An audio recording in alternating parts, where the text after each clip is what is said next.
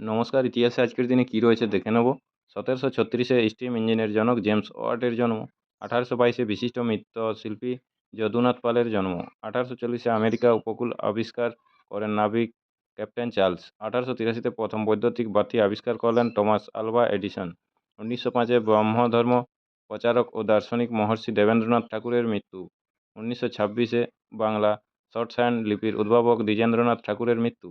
1927-এ ভারতে চিকিৎসা শাস্ত্রে সবচেয়ে সম্মানিত ও প্রথম স্যার উপাধি প্রাপ্ত চিকিৎসক স্যার কৈলাসচন্দ্র বসুর মৃত্যু। 1931-এ বিশিষ্ট সরোদ বাদক ওস্তাদ বাহাদুর খাঁর জন্ম। 1935-এ অভিনেতা সৌমিত্র চট্টোপাধ্যায়ের জন্ম। 1959-এ মার্কিন কম্পিউটার বিজ্ঞানী এবং প্রোগ্রামার ডেনিস কুপারের জন্ম। 1966-তে ইন্দিরা গান্ধী ভারতের প্রথম মহিলা প্রধানমন্ত্রী হিসেবে দায়িত্বভার গ্রহণ করেন।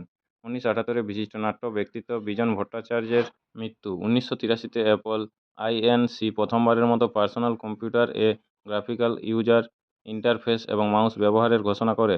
1986-তে প্রথমবার আইবিএম কম্পিউটার পিসি ভাইরাস পাওয়া যায়, যা তৈরি করেছিল দুইজন পাকিস্তানি নাগরিক।